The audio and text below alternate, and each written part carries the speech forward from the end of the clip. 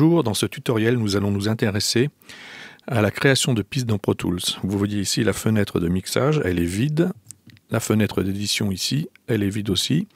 Nous allons donc créer des pistes.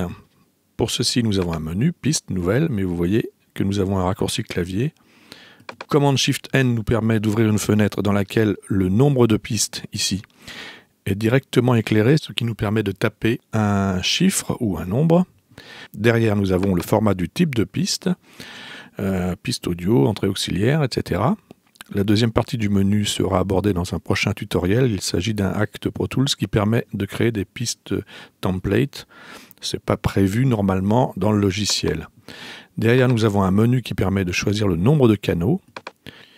Le menu échantillon ou TIC permet de choisir si la piste va être assujettie au temps absolu, c'est-à-dire le déroulement d'un code SMPTE en heures, minutes, secondes, par exemple, ou au temps musical, c'est-à-dire aux variations de tempo.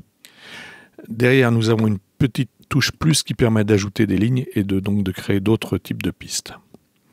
Mais en utilisant les raccourcis clavier, cela donne ceci. Command Shift N pour ouvrir la fenêtre.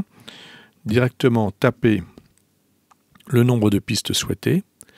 Commande flèche du haut ou flèche du bas pour naviguer dans le menu de type de piste. Commande flèche de gauche ou flèche de droite pour naviguer dans le nombre de canaux.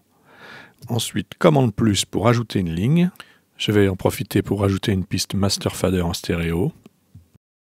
Et Enter permet directement de créer toutes les pistes d'un seul coup. On retrouve bien entendu ces différentes pistes dans la fenêtre de mixage. À bientôt.